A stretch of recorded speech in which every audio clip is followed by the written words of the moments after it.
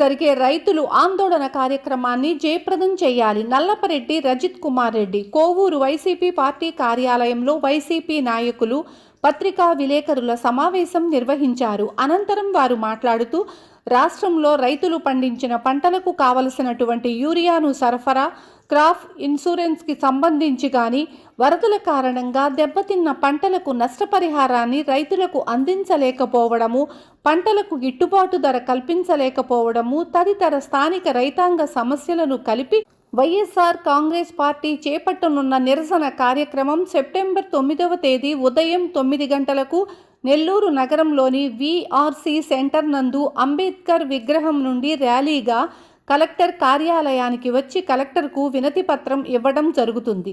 కావున కోవూరు నియోజకవర్గం నుంచి పెద్ద ఎత్తున రైతులను, ముఖ్యంగా పార్టీ నాయకులు, కార్యకర్తలు ఈ కార్యక్రమాన్ని పెద్ద ఎత్తున విజయవంతం చేయాలని కోరుతున్నాము. ఈ కార్యక్రమంలో కోవూరు వైసీపీ యువజన విభాగ అధ్యక్షులు నల్లపరెడ్డి రజిత్ రెడ్డి, రాష్ట్ర రైతు అధికార ప్రతినిధి బట్టే నరేందర్ రెడ్డి, జిల్లా రైతు అధ్యక్షులు శివుని నరసింహుల్ రెడ్డి, అత్తిపల్లి అనూప్ రెడ్డి, జిల్లా ప్రధాన కార్యదర్శి Ramireddy Mallikarjun Reddy, APLDA chairman Gollapalli Vijay Kumar, ZPTC Kavaragiri Srilatha, Gangavaram sarpanch Lakshmi Kumari, Bhaskar Reddy, జ్యోతి, కె ప్రసాద్, మావులూరు వెంకటరమణారెడ్డి, తురక భాస్కర్, సుధీర్, చిరంజీవి, వైసీపీ కుటుంబ సభ్యులు పాల్గొన్నారు. ఈరోజు రాష్ట్రంలో యూరియా లేక ఎరువుల సమస్యతో చాలామంది రైతులు చాలా ఇబ్బంది పడుతున్నారు. ఈ సమస్యని అధికారులు అసలు పట్టించుకోవట్లేదు. సో దీని మీద 9వ తేదీన వైఎస్ఆర్సీపీ ఆధ్వర్యంలో ధర్నా చేస్తున్నాము. అట్లాగే కలెక్టర్ గారికి రిప్రజెంటేషన్ ఇస్తున్నాము. సో నియోజకవర్గంలోని ప్రతి రైతు, ప్రతి నాయకులు, ప్రతి కార్యకర్తలు, ప్రతి ఒక్కళ్ళు కూడా వచ్చి విజయవంతం చేయాలని కోరుకుంటున్నాను. 9వ తేదీ ఉదయము మన విఆర్సీ సెంటర్ దగ్గర అంబేద్కర్ గారి స్టాచ్యూ దగ్గర నుంచి అందరం అక్కడి నుంచి వెళ్ళి కలెక్టర్ గారికి రిప్రజెంటేషన్ ఇచ్చి అక్కడితో పూర్తవుతుంది ప్రోగ్రామ్. విచ్చేసినటువంటి విలేకరులందరూ కూడా నా యొక్క ధన్యవాదాలు తెలుపుకుంటూ, అలాగే వేదిక అలంకరించినటువంటి మా యువ నాయకులు, నెల్లూరు కోవూరు నియోజకవర్గ యువజన విభాగ అధ్యక్షులు మా యువ నాయకులు రజిత్ బాబు గారికి, అలాగే జిల్లా రైతు సంఘం అధ్యక్షులు నరసింహారెడ్డి గారికి, అలాగే వివిధ పదవులు అలంకరించినటువంటి పెద్దలకు అందరికి కూడా, అలాగే 5 మండలాల కన్వీనర్లకి అందరికి కూడా పేరు పేరున నా యొక్క ధన్యవాదాలు తెలుపుకుంటూ, ముఖ్యంగా ఈరోజు ఈ యొక్క మీడియా సమావేశం ఏర్పాటు చేయడానికి కారణం ఏంటంటే, రైతులు ఈ ప్రభుత్వంలో ఎంత దగా చేస్తుందో ఈ ప్రభుత్వం, దాని గురించి ఒక వివరణ చెప్పేదానికి గురంగా ఈరోజు విలేకరుల సమావేశం జరుగుతుంది. ముఖ్యంగా చంద్రబాబు నాయుడు ప్రభుత్వం ఏ రోజు ప్రభుత్వంలోకి వచ్చినా రైతుల్ని అణగదొక్కే యొక్క కార్యక్రమం ఉంటే తప్ప రైతుల్ని ఏ రోజు కూడా బాగుపరిచినటువంటి పరిస్థితి లేదని కూడా మనకందరికీ తెలుసు.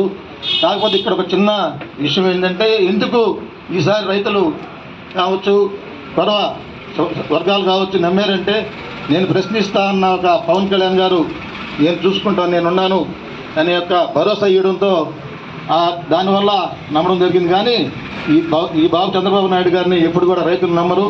ఈయన ప్రశ్నిస్తా అంటున్నాడు, కానీ ఈయన ఓజీ సినిమా గురించి టికెట్ల కోసం ప్రశ్నించుకుంటున్నాడు, ఆయన యొక్క ప్రమోషన్ గురించి ప్రశ్నించుకుంటున్నాడు, ఆయన యొక్క ప్రీమియర్ షోల గురించి ప్రశ్నించుకుంటున్నాడు, ఆయన యొక్క ప్రీమియర్ షో టికెట్ల రేట్ల గురించి ప్రశ్నించుకున్నాడు తప్ప ఇక్కడ జరుగుతున్నటువంటి రైతులు జరుగుతున్నటువంటి రాష్ట్రంలో అన్యాయం గురించి ఏ రోజు కూడా ప్రశ్నించే పరిస్థితి లేదని కూడా ముఖ్యంగా తెలియజేస్తూ ఉన్నాను. తద్వారా ముందుకు పోతే యూరియా కొరత ఈ యొక్క మనకి ఈ ఖరీఫ్ సీజన్లో పోయినసారి ఎంత రైతులు ఇబ్బంది పడ్డారో అందరికీ తెలిసిందే.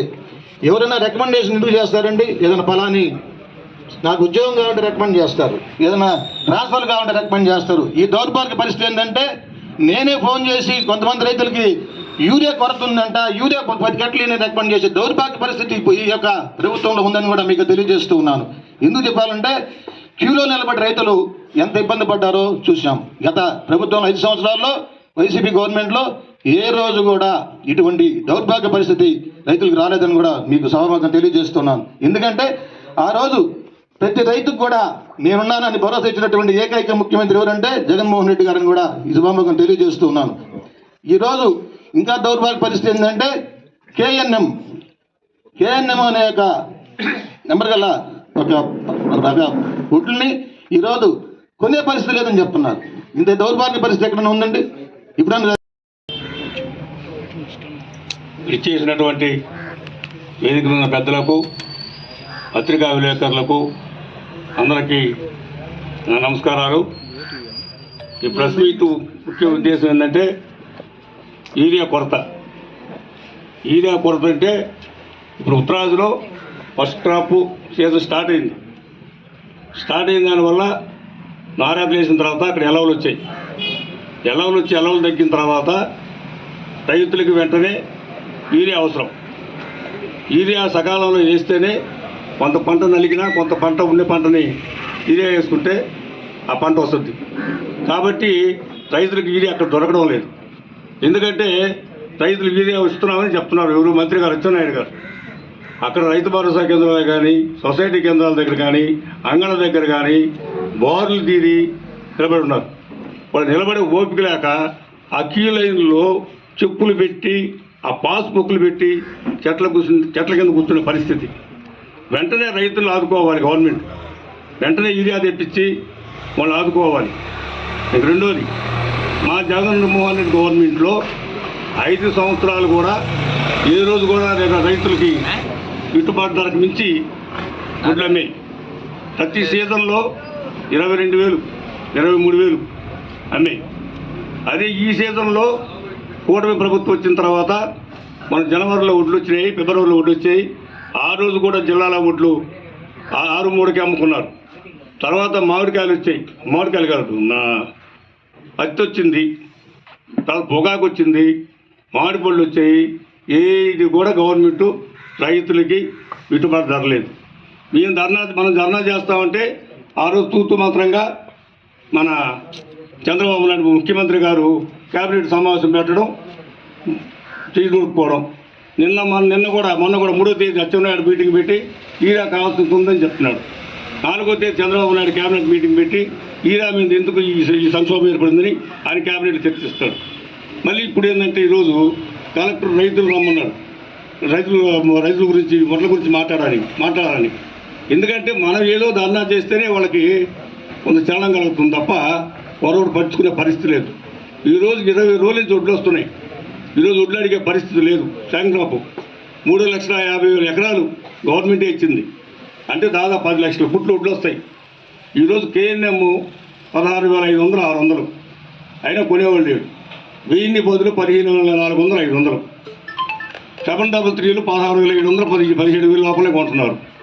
కానీ దాని గురించి ఏ ఊరు కూడా పట్టించుకునే పరిస్థితి లేదు. మీరు ఫస్ట్ సెకండ్ క్రాప్ ఇచ్చినప్పుడు ఖచ్చితంగా రైతు కొనుగోలు కేంద్రాలు పెట్టి ఖచ్చితంగా కొనాలి కదా. ఇంతవరకు ఓపెన్ చేయలేదు, ఇంతవరకు కొనలేదు.